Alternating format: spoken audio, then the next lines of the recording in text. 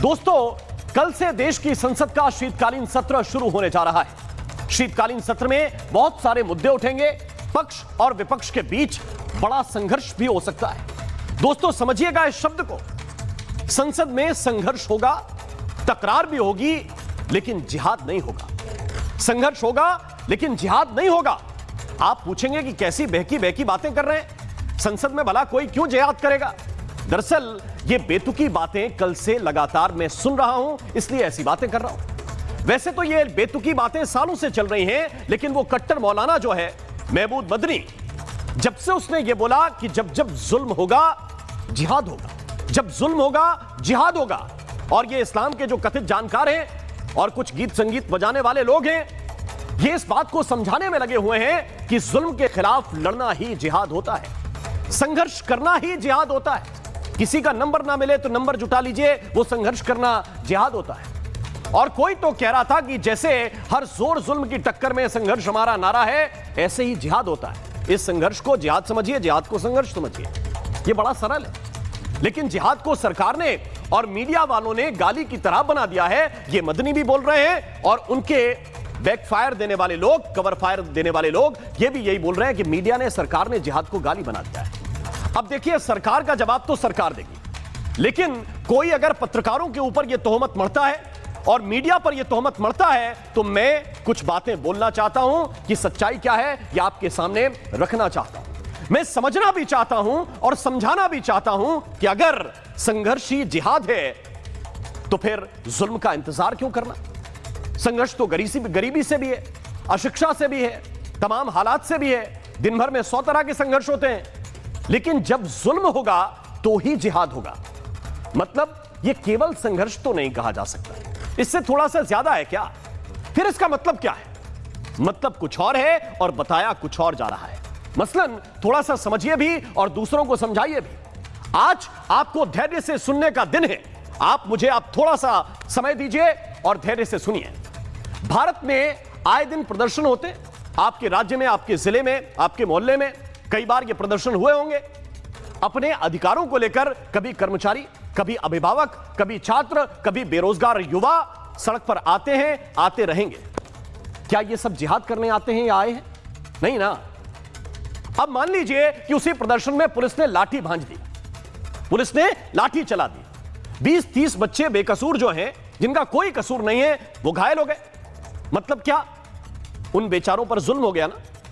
परिभाषा तो यही कहती है कि जो बेकसूर है उस पर लाठी चली तो गलत हुआ, तो क्या बदले में जिहाद करेंगे?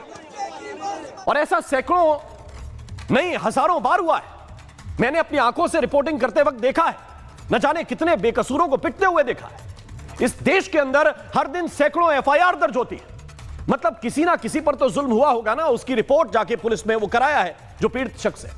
तो क्या जो हर पीड़ित शख्स है वो जिहाद छेड़ देगा या उसको कर देना चाहिए?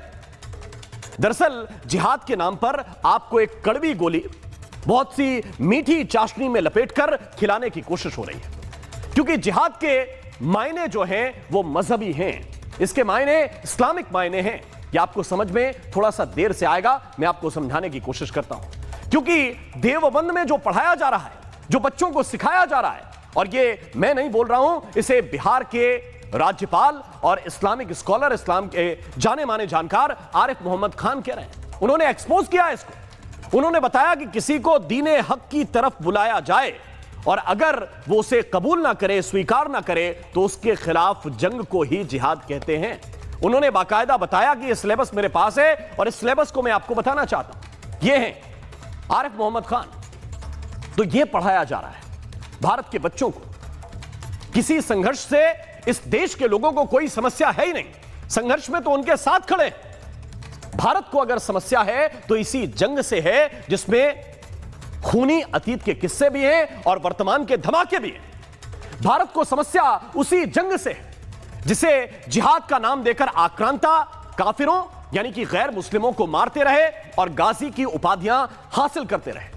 थोड़ा सा पीछे चलिए, कुछ नाम आपको याद दिलाता हूं, शायद आपको मेरी बात बेहतर समझ में आए। यह गाजी कौन कौन कहलाया? गाजी कहलाया महमूद गजनबी, यह गाजी कहलाया मोहम्मद गौरी, यह गाजी कहलाया वो सालार मसूद, और यह गाजी कहलाया वो बाबर, और ऐसा नहीं है कि ये सारे के सारे बड़े योद्धा थे तो इनको गाजी कह दिया गया। ये पैदा ही ये लोग गाजी बनकर हुए थे। इन्होंने तो कई युद्ध लड़े, कई हारे भी, कई जीते भी, लेकिन ये गाजी तब हुए जब हिंदुओं को इन्होंने युद्ध में हराया, धर्म के नाम पर कत्लेआम किया। बाबर को याद कीजिए, थोड़ा सा मैं बताता हूं। 1526 में ये दिल्ली जीत चुका था, लेकिन दिल्ली जीतने के बाद भी ये बाबर गाजी नहीं हुआ था। क्यों? क्योंकि बाबर ने इब्राहिम को हराया था। दिल्ली पर इब्राहिम लोदी का शासन था, लेकिन वो इब्राहिम लोदी को हराकर गाजी नहीं बना, क्योंकि गाजी युद्ध में बहादुरी से नहीं बनते। वो गाजी तब बनते हैं जब काफिरों को हराते हैं या मारते हैं। वो गाजी तब बना जब उसने खानवा में राणा सांगा की सेना को हराया। उस युद्ध में बाबर ने जो किया और जिसके नाम पर अपने जो सैनिक थे उनको भड़काया, उसका नाम था जिहाद। और आज जिहाद को जस्टिफाई करने वाले लोग ऐसे गाजी और गजवा वालों की मज़ारों पर जाते हैं, उर्स मनाते हैं, चादर चढ़ाते हैं। भारत को दिक्कत उस जिहाद से है जो हमें गजवाए हिंद बनाने के लिए इस्तेमाल किया जा रहा है। किसी संघर्ष से कोई दिक्कत नहीं। भारत को जिहाद से दिक्कत है, जिहाद से खतरा है। भारत को उस जिहाद से दिक्कत है जिसमें एक आतंकी लाल किले के सामने बारूद बांधकर फट जाता है और उससे पहले बाकायदा वीडियो बनाकर यह बताकर जाता है कि हमारे मजहब में शहादत का कॉन्सेप्ट है और उस कॉन्सेप्ट को हम अप्लाई कर रहे हैं। हमें उस जिहाद से दिक्कत है। भारत को उस जिहाद से दिक्कत है जिसे Osama bin Laden, Al Zawahiri, Masood Azhar, Hafiz Saeed और ये जाकिर नायक इस जैसे आतंकी फॉलो करते हैं। हमें उस जिहाद से दिक्कत है और इस जिहाद से सिर्फ भारत को नहीं है, इस पूरी दुनिया को दिक्कत है, कायनात को दिक्कत है। मैं एक बात और कहना चाहता हूं जिम्मेदारी के साथ कि अगर जिहाद वाकई इतना सरल है जो हमको कल से लगातार सिखाया जा रहा है, तो याद कीजिए दिल्ली में धमाका हुआ, हिंदू भी मारे गए, बेचारे मुस्लिम भी मारे गए, बेगुनाह मुस्लिम थे उन पर जुल्म हुआ। हिंदुओं को छोड़ दीजिए एक मिनट के लिए, ये मुस्लिम बेगुनाह थे जो उस वक्त वहां पर खड़े थे। धमाका हुआ और धमाके के बाद वो बेगुनाह मारे गए। अब कॉन्सेप्ट क्या कह रहा है कि जुल्म हुआ तो जिहाद होगा। तो ये जिहाद उन आतंकियों के खिलाफ क्यों नहीं होना चाहिए? होना चाहिए ना। लेकिन क्या हो रहा है? यह जिहाद आतंकियों के लिए बैटिंग करने वालों के खिलाफ होना चाहिए। क्या जिहाद हो रहा है उनके खिलाफ? यह जिहाद पूरी दुनिया के आतंकी संगठनों के खिलाफ होना चाहिए। क्या हो रहा है जिहाद? और अगर नहीं हो रहा है तो क्यों नहीं हो रहा है? दोस्तों, मैं एक बात और क्लियर कर देना चाहता हूं। मैं इस्लाम का सम्मान करता हूं, इस्लाम के खिलाफ नहीं हूं, लेकिन भारत का संविधान जिहाद की इजाजत नहीं देता, ना दे सकता है। और ना मैं ऐसे शब्द जिसका इतिहास और वर्तमान रक्त रंजित है उसको जस्टिफाई करने दूंगा या होने दूंगा। यह मौलाना मदनी एक बात और कहते हैं। यह मौलाना मदनी कहते हैं कि वंदे मातरम बोलने वाले मुर्दा कौम हैं। ये उन मुसलमानों को जिंदा मानते हैं जो भारत माता की जय नहीं बोलते, वंदे मातरम नहीं बोलते। अगर बोल दिया तो जिंदा मुर्दा हो जाएगा। कमाल है भाई। मौलाना मदनी, एक बात जान लीजिए कि हमारे स्वतंत्रता संग्राम का सूत्र वाक्य था वंदे मातरम, देश की एकता का मंत्र था वंदे मातरम। और मैं इसलिए यह पूछना चाहता हूं कि ये जो मदनी हैं, ये अशफाक उल्लाह खान से ज्यादा जिंदा है क्या? हमारे वो अशफाक जब तक जिंदा थे अंग्रेजों की छाती पर चढ़कर वंदे मातरम बोलते रहे, और जब फांसी का फंदा चूमा तब भी वंदे मातरम ही बोला।